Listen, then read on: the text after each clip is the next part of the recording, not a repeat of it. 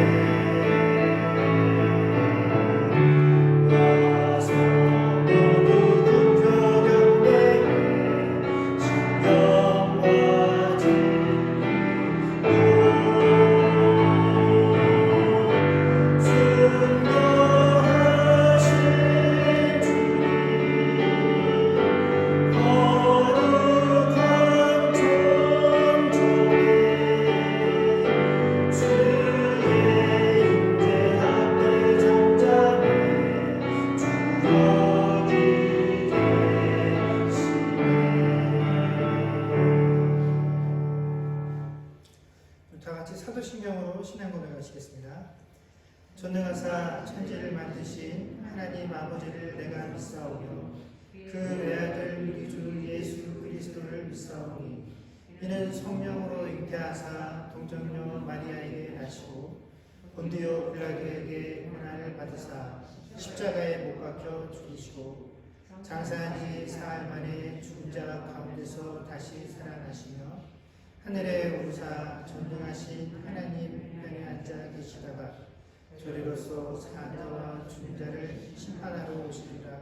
성령을 믿사오며 거룩한 공회와 성도가 서로 교통하는 것과 죄를 사하여 주시는 것과 몸이 다시 사는 것과 영원히 사는 것을 믿사옵나이다. 아멘. 다 같이 자리 앉으시고 찬송가 435장 찬양하겠습니다.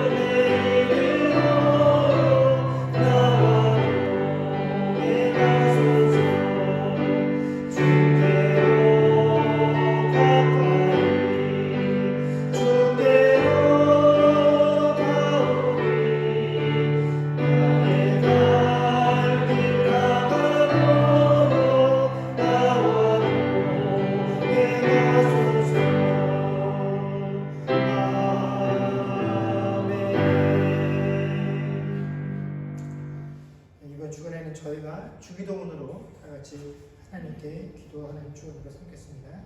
그럼 다 같이 주기도문으로 하나님께 기도하겠습니다. 하늘에 계신 우리 아버지여, 이름이 거룩히 여김을 받으시오며 나라에 임하옵시며 뜻이 하늘에서 이루어지는 것 같이 땅에서도 이루어지리이다. 오늘날 우리에게 일용할 양식을 주옵시고 우리가 우리에게 죄 지은 자를 사하여 준 것 같이 우리 죄를 사하여 주옵시고 우리를 시험에 들게 하지 마옵시고 다만 악에서 구하옵소서. 대개 나라와 권세와 영광이 아버지께 영원히 있사옵나이다. 아멘. 네, 봉헌하겠습니다.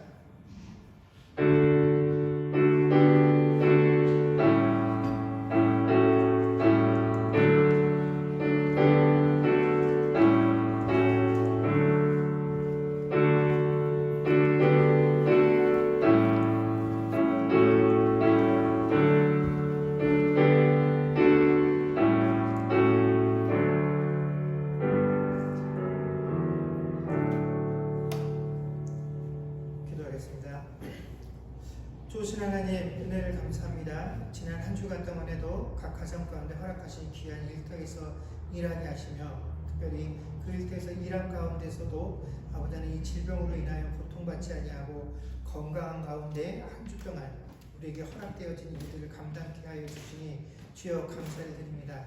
이른 새벽부터 늦은 저녁까지 일할 때 하나님께서 늘 안전함으로 동행하여 주옵시고 특별히 우리가 이 질병이 있기 전보다 몇 배의 피로감들이 아버지 하나님 우리가 일하는 가운데 느껴질 터인데 하나님 그 일들을 감당할 수 있도록 하나님께서 늘 영육간의 강건함들을 허락하여 주시기를 소망합니다.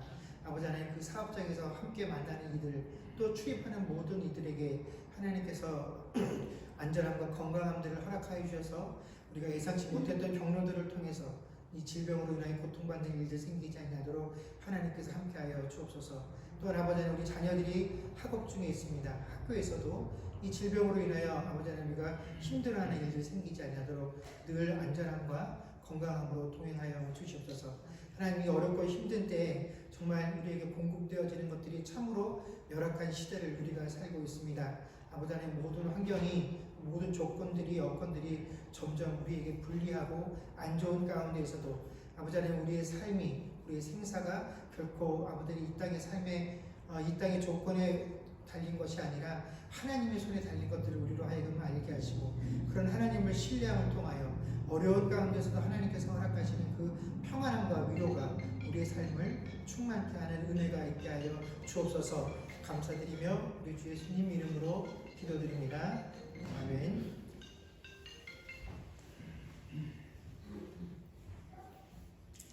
네, 교회 소식 전하도록 하겠습니다. 저희가 계속해서 이 코로나 사태를 맞이하여서 늘 개인 위생에 각별하게 주의해 주시면 감사하겠습니다. 그리고 또 이 일들을 위해서 교회에 협조해 주시면 감사하겠습니다. 그리고 어저께 아시는 분들도 계시겠으나 김상영 선생님 장례식이 있었습니다. 그래서 장례식을 평소처럼 장례식장에서 하지 못하고 집에서 댁에서 해서 손님들을 시간대별로 몇 분씩만 초청을 해서 교회에서는 저하고 몇 분이 이제 대표로 가서 장례식을 치르고 왔습니다. 오늘 아침에도 그 사모님께서 또 한 번 전화를 하셔서 교회 분들에게 감사하다는 말씀을 재차 해 주셨습니다.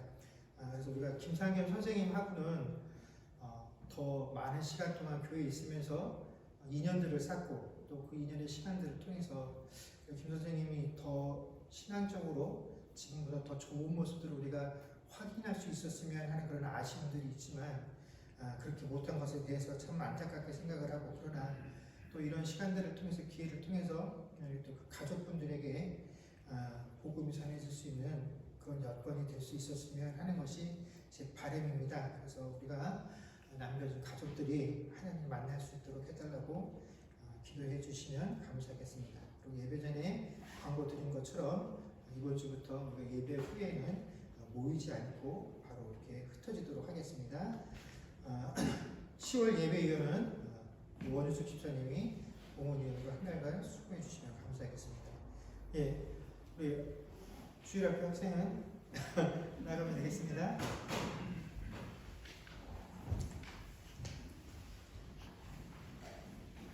하나님 말씀 보겠습니다. 하나님 말씀은 사도행전 2장 22절에서 36절까지 말씀입니다.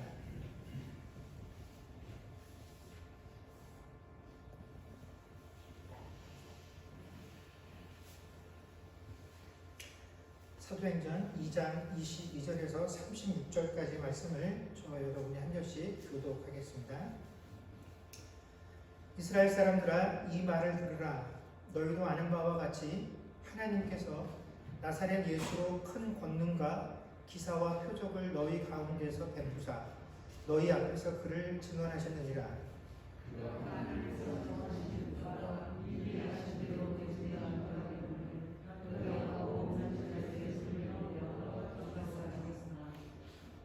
하나님께서 그를 사망의 고통에서 풀어 살리셨으니 이는 그가 사망에 매여 있을 수 없었습니다.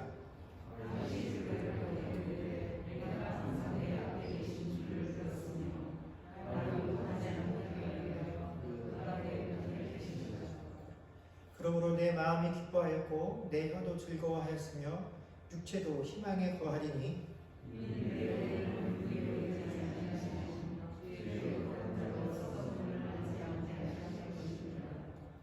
주께서 생명의 길을 내게 보이셨으니 주 앞에서 내게 기쁨이 충만하게 하시리로다 하였으므로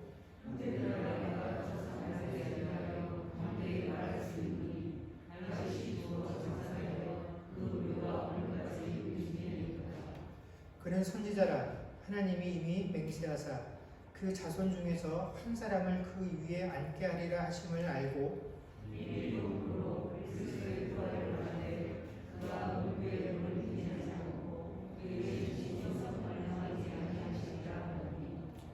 이 예수를 하나님이 살리신지라. 우리가 다 이 일의 증인이로다.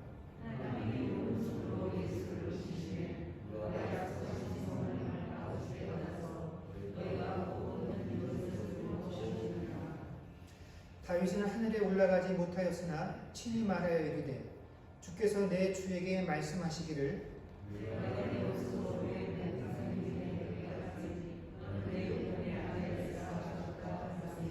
같이 읽겠습니다.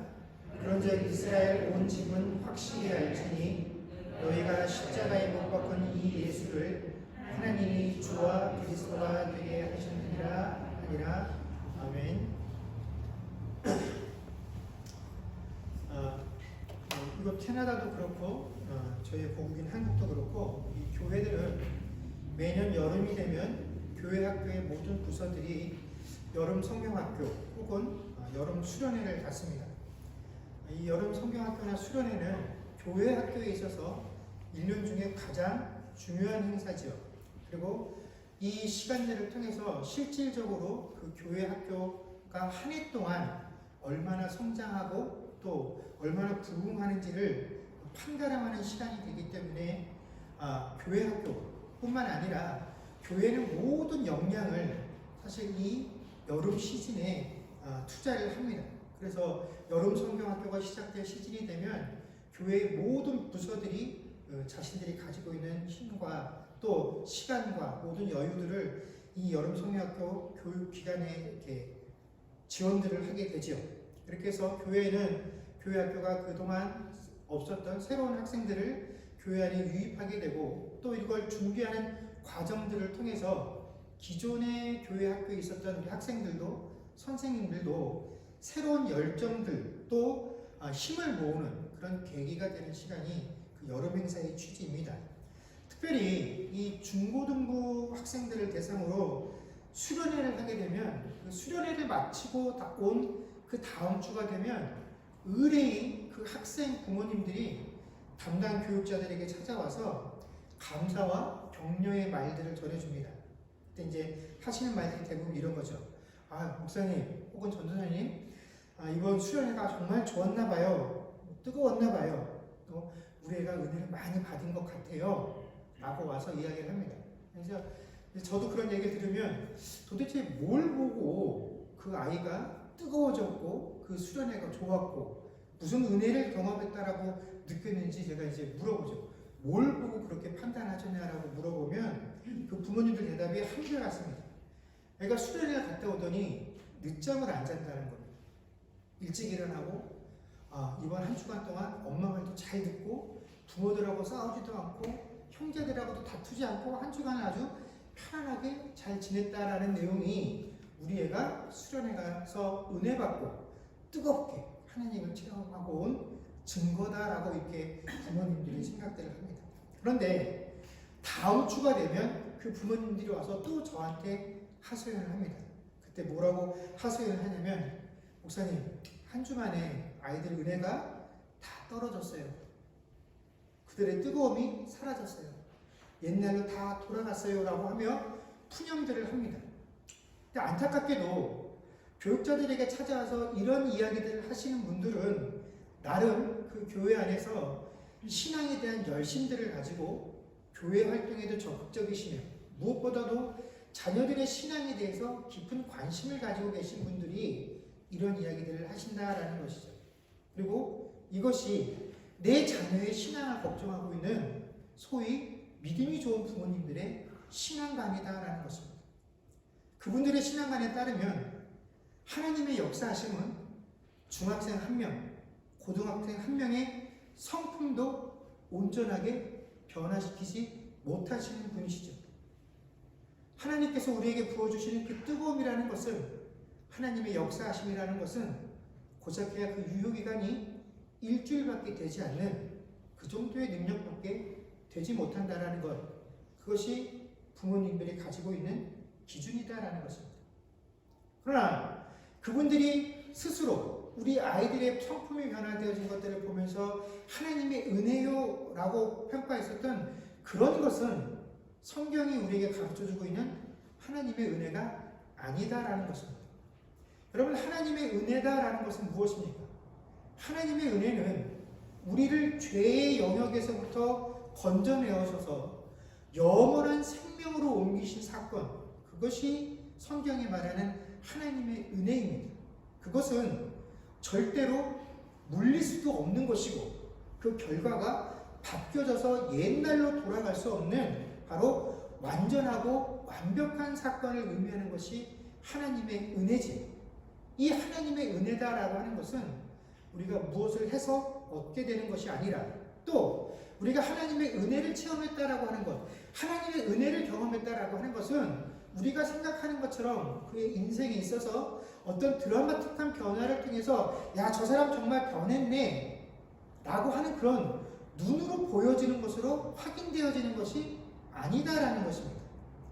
여러분, 아이들의 행실을 바꾸는 것이 교회의 존재 목적이 아니고 그 아이들이 교회 다니는 목적이 아니다라는 것입니다.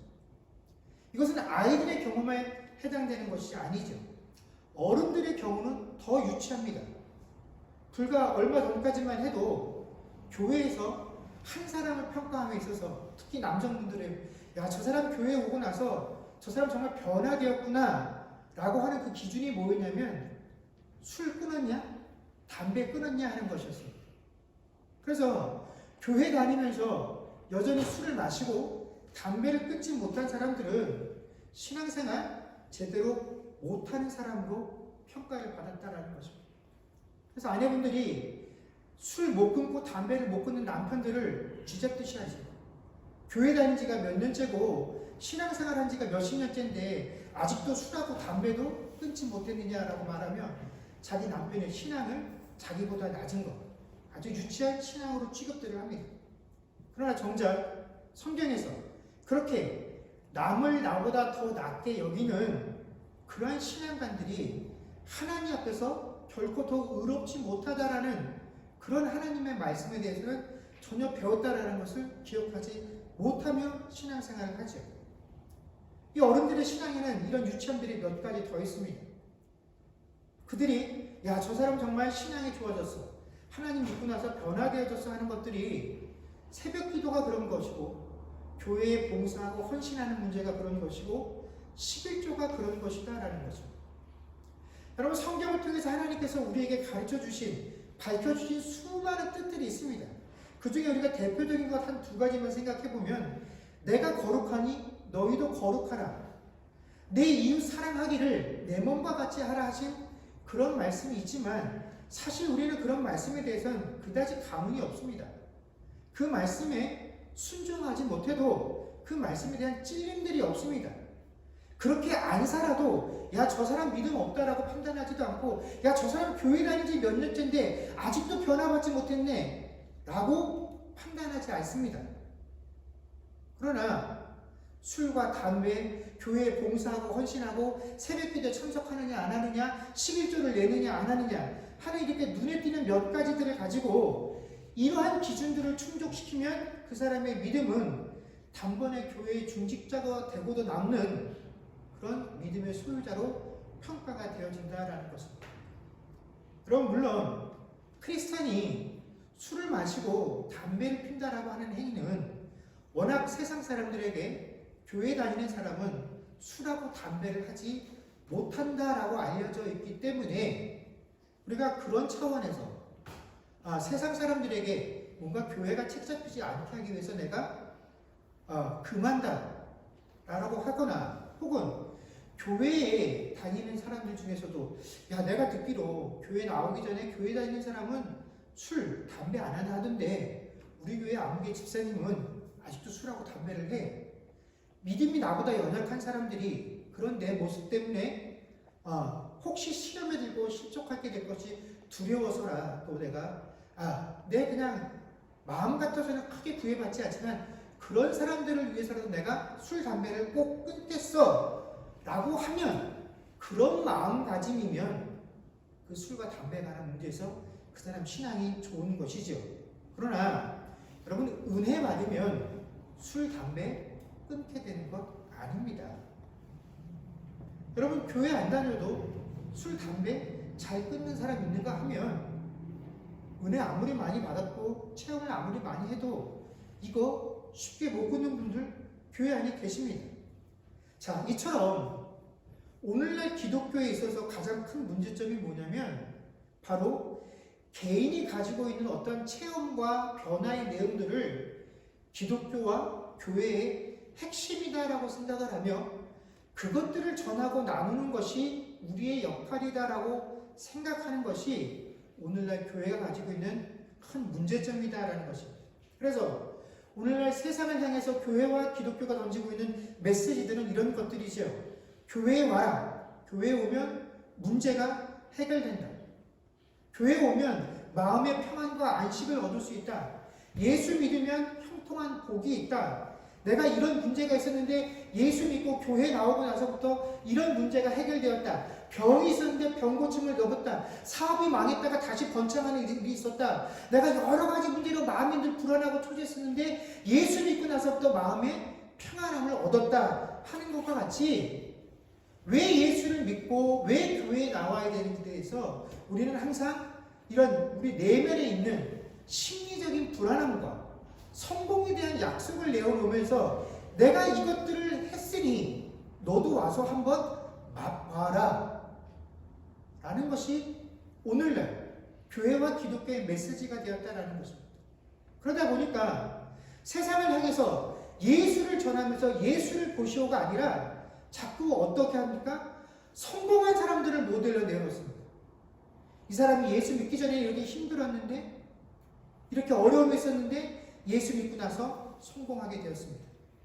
이 사람이 안 그랬는데 예수 믿고 나서 이렇게 인생의 큰 전화위복을 맞이하게 되었습니다. 하고 그 사람들의 이야기를 자꾸 앞서게 되었다라는 것입니다.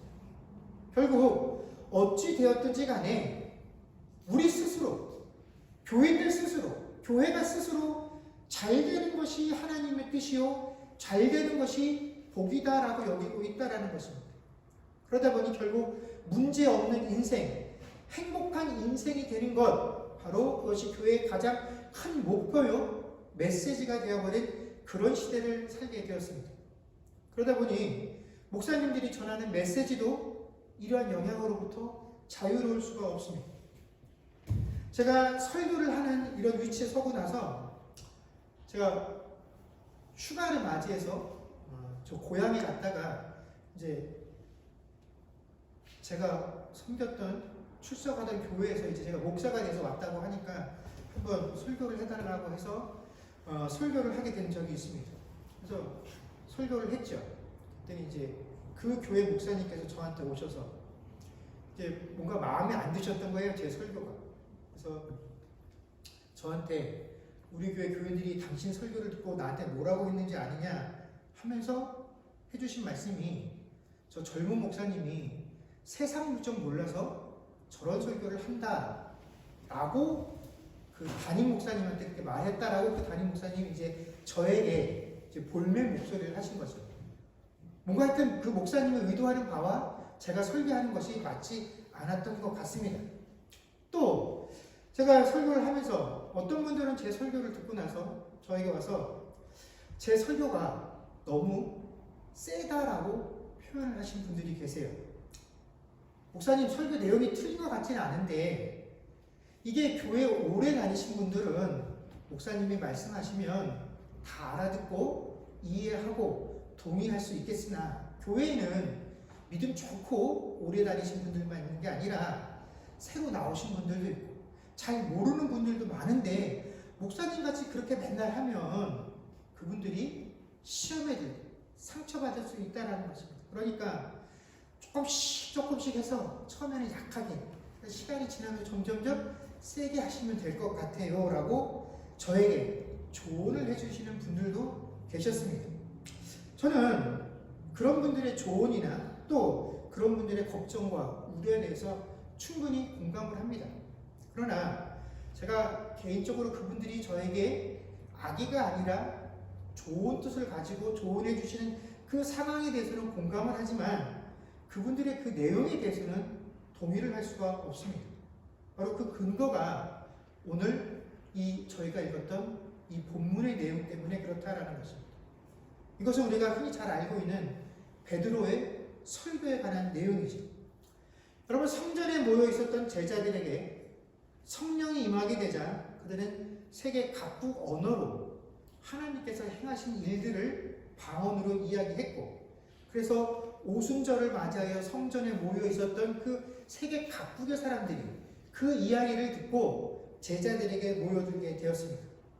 야, 이 사람들이 분명 다 갈릴리 사람들인데 어떻게 한 번도 나서 가보지 못한 우리 지역의 언어로 이런 이야기를 하고 있지 하는 그런 궁금함으로 그 앞에 나왔는데, 그곳에 모였던 모든 사람들이 그 제자들의 방언에 호의적이었던 것은 아닙니다.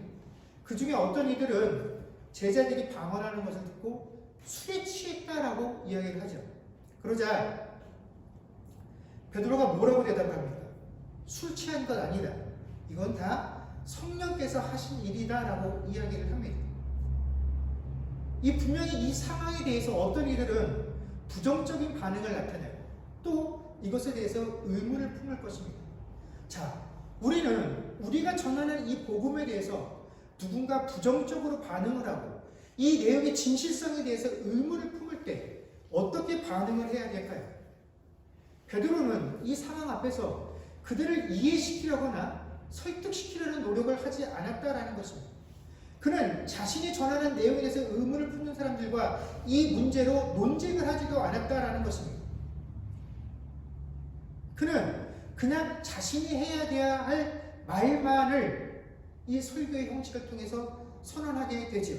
그리고 자, 우리가 성령을 받아서 이런 일들을 행하고 있다. 신기하지, 놀랍지. 너희도 이것을 받으면 된다 라고, 이것을 받으라라고, 우리처럼 되라고 이야기하지도 않았다라는 것입니다. 오히려 그들 앞에 서서 베드로가 전했던 그 모든 내용들은 이 이야기를 듣는 사람들이 듣기에 굉장히 부담스러운 내용들을 담고 있다라는 것입니다. 여러분, 당시에 이 베드로의 설교를 현장에서 들었던 사람들은 오늘날 우리가 복음을 전하고 우리가 통해서 이 복음을 접하는 이들보다 더욱더 완고한 마음을 가지고 복음을 대했던 사람들입니다. 여러분, 오늘날 우리가 세상에 이 복음에 대한 교리들을 전할 때 세상 사람들이 우리를 거부하고 우리에 대해서 반대하는 것은 물론 교리적인 차원이나 이 복음의 내용에 대한 거부감이나 반대함도 있겠으나 이거보다 더 크게 작용하는 것은 사실 이 기독교인들, 우리들의 모습 때문에 그렇죠. 야, 예수님도 좋아. 예수님이 전해주신 내용도 좋아. 그런데 그 예수님을 믿는다라고 말하면서 예수님 뜻대로 산다고 말하는 너희는 왜 그 말씀대로 살지 못하냐? 너희는 왜 세상 사람들보다 더 이기적이고 더 욕심 많고 왜 이렇게 겉과 속이 다르냐? 그래서 난 너희가 싫고 너희가 믿는 그 기독교도 싫어 라고 거절을 할 때가 훨씬 많이 있다는 것입니다. 오늘날 우리가 거절을 당하는 것은, 우리가 비난을 당하는 것은 우리가 우리가 믿고 있는 그 예수님과 전혀 닮아가지 못하는 그 삶 때문에 우리가 거절당하고 예수님이 거절을 당하죠. 그러나 베드로가 설교를 했던 그 당시의 시대적 상황은 단순히 그 기독교라는 예수를 따르는 무리에 대한 거부감이 아니다라는 거죠. 그 당시는 예수님 그분 자체에 대한 적개심이 아주 드높았던 시기였습니다. 여러분, 유대 종교 지도자들은 왜 예수님을 그들이 죽였습니까? 예수님이 자신을 누구라고 밝혔기 때문에 그렇습니까? 하나님의 아들이라고 밝혔기 때문에 이 사람이 신성을 못 오겠다라는 명목으로 예수님을 죽인 것입니다. 오늘날로 치면 유대교 입장에서 보면 세상에 다시 없을 이단이 등장을 한 것이죠. 그리고 그 이단의 괴수가 바로 예수님이었기 때문에 그 예수님을 죽이는 것으로 하나님을 기쁘시게 하고 그들의 율법을 지켜야 한다라고 믿었던 것입니다.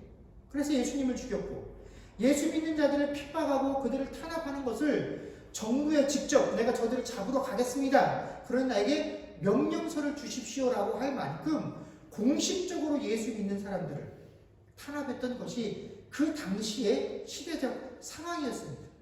자, 그런 상황 속에서 바로 유대교의 율법이 지켜지고 그 율법에 따라 하나님께 제사를 드려지는 그 성전에서 예수에 대한 복음을 전하고 예수를 전하는 이 일이 여러분 얼마나 위험한 행동이었겠습니까?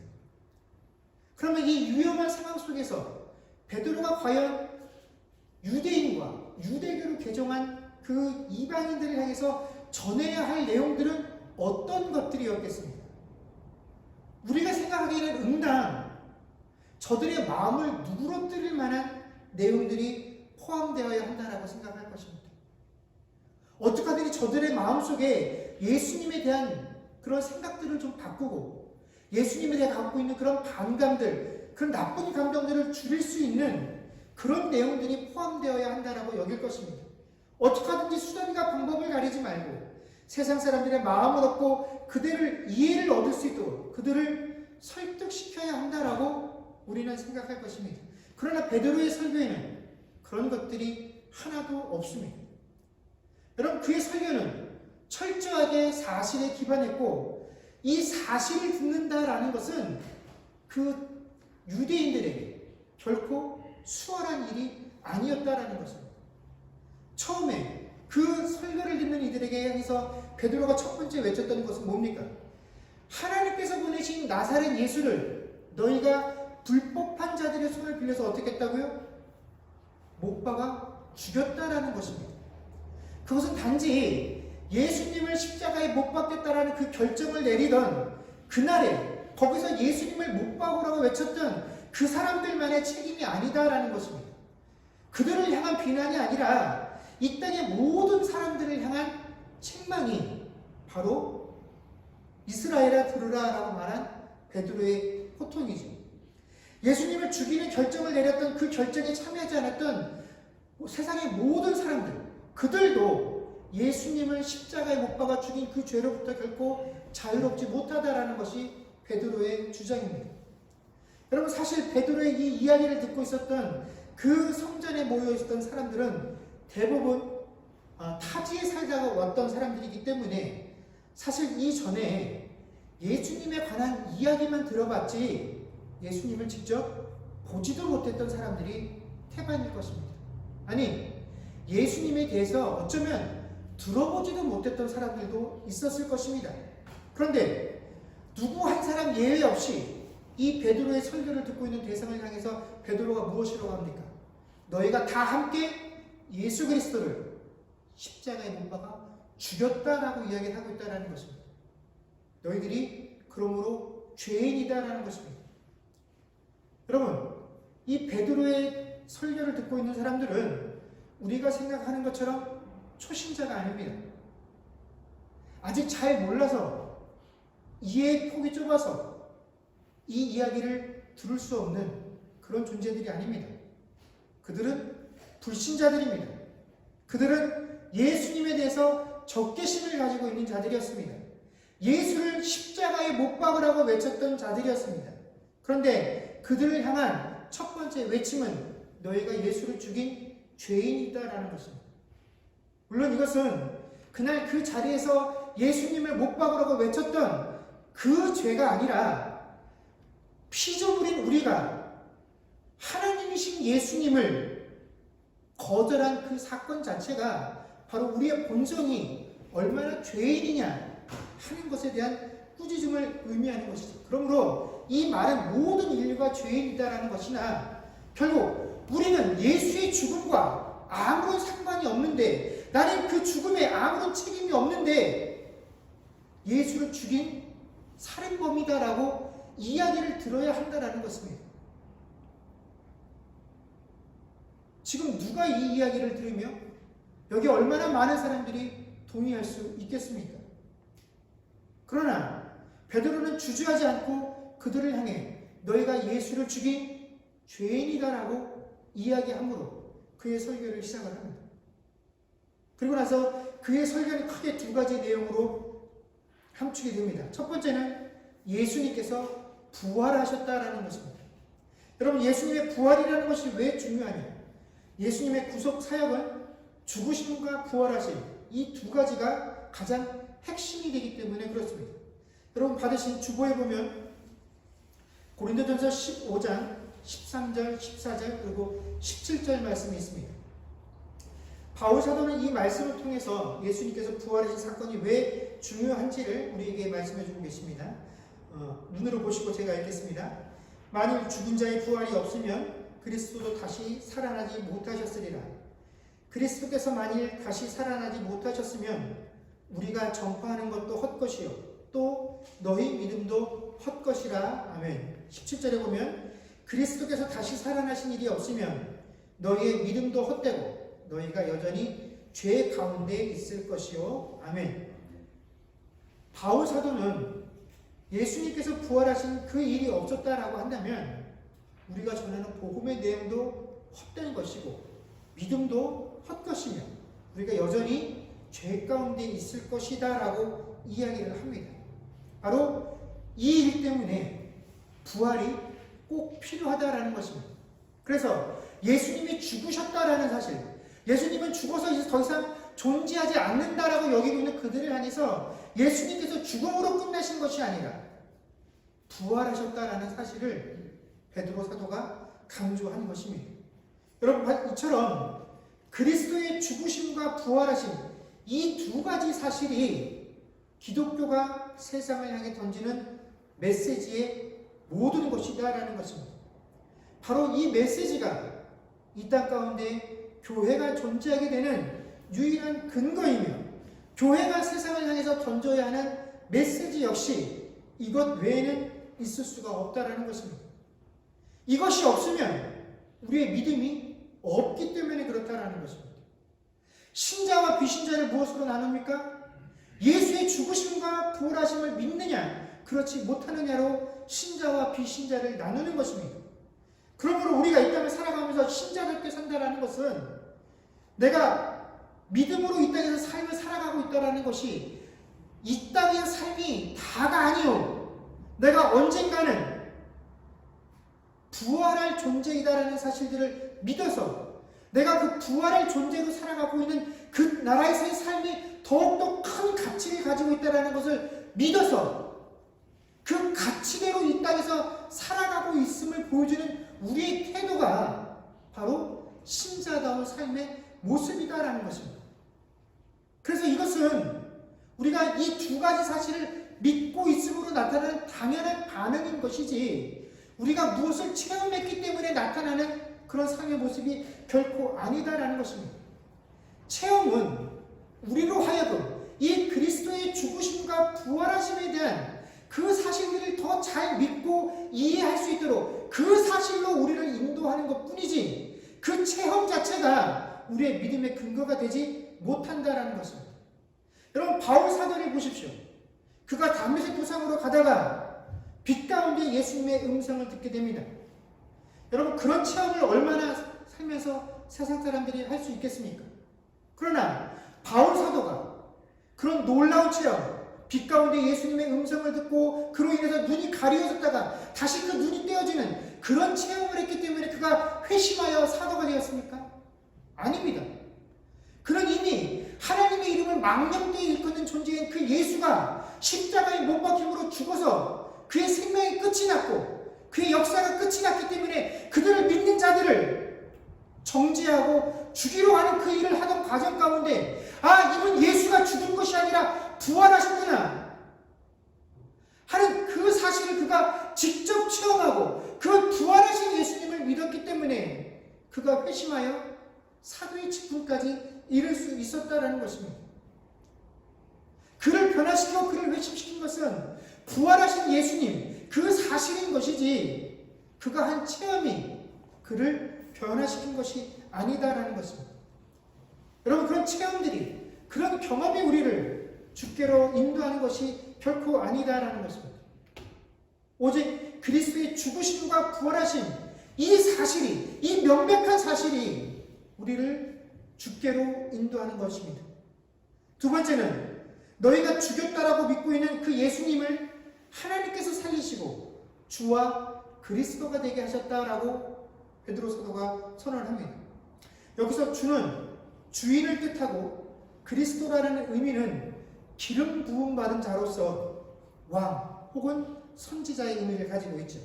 즉 예수님을 하나님께서 우리의 주요 그리스도로 세우셨다라는 것은 그분을 하나님 나라의 주인이요 왕으로 세우셨다라는 것입니다. 그럼 베드로 설교의 초점은 우리들이 어떠한 경험들을 했다라는 것을 세상 사람들에게 들려주는 것이 아닙니다. 성령이 임하시고 방언을 하고 그 방언을 하는 모습들이 사람들이 혹하여 몰려들었는데 그들을 향해서 야 대단하지, 이런 거 하는 거 보니까 정말 하나님 믿는 것 같지, 그러니까 너희도 믿어라, 너희도 믿으면 우리처럼 될 수 있어, 이런 거 할 수 있어 하는 자신들이 체험하고 받은 것들을 선언하는 것이 아니라 하나님께서 행하신 것을 처음부터 끝까지 이야기하고 있다는 것입니다. 너희들이 작당해서 죽였다라고 생각하지, 그러나 너희들이 정한 것이 아니야.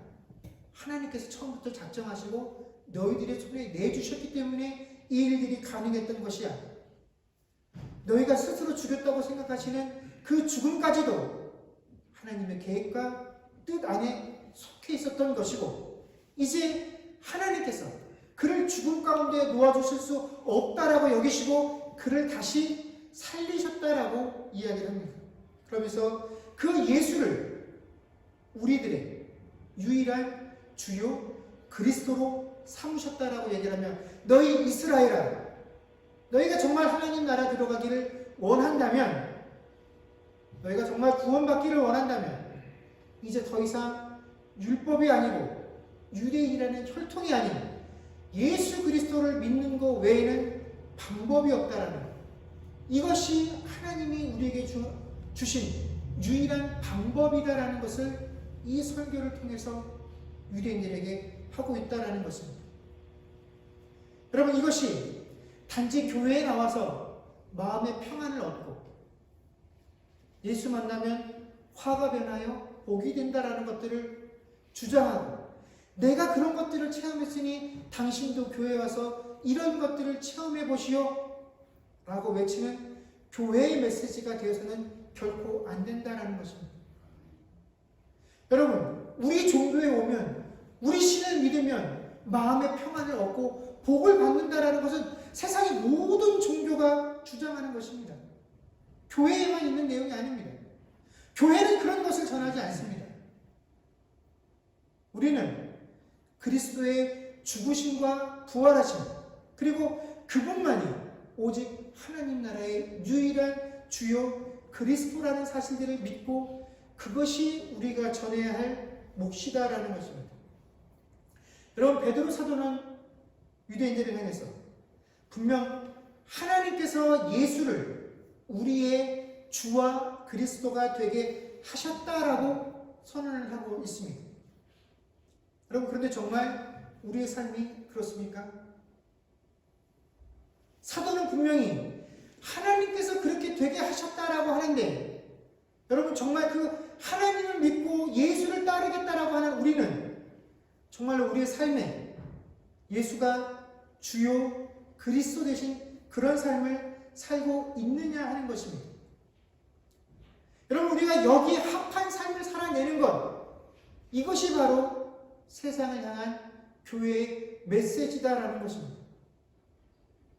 우리가 이대로 살아갈 때 기독교가, 교회가 세상을 향했던 던졌던 그 메시지가 바로 보여지게 되고 세상 사람들은 그것으로 도전을 받게 되어진다는 것입니다.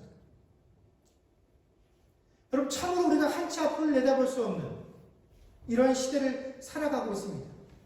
과연 이런 시대 가운데서 우리가 어떻게 세상에 우리의 역할들을 잘 할 것인가, 다 할 것인가, 이것들을 고민한다고 한다면 맨 처음 이 땅에 교회가 세워지고 신자의 무리가 더해졌던 그 순간에 베드로 사도를 통해서 하나님께서 던지셨던 그 메시지들을 생각해 보시고 그 처음 세상을 향해 던졌던 그 메시지가 바로 내 삶이 되어지는, 또 내 삶이 이 세상을 향해서 하나님께서 던지셨던 그 메시지가 되는 삶을 살기로 고백하는 저와 여러분들이 되어줄 수 있기를 주의 이름으로 간절히 축원합니다.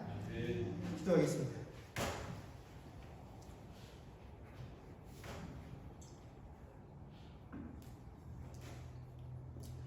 그렇습니다. 주님, 이렇게 어렵고 힘든 시기, 과연 우리는 무엇으로 위로를 얻어야 하며, 또한 이런 세상을 향해 교회는 과연 어떠한 메시지를 던져야 할까요?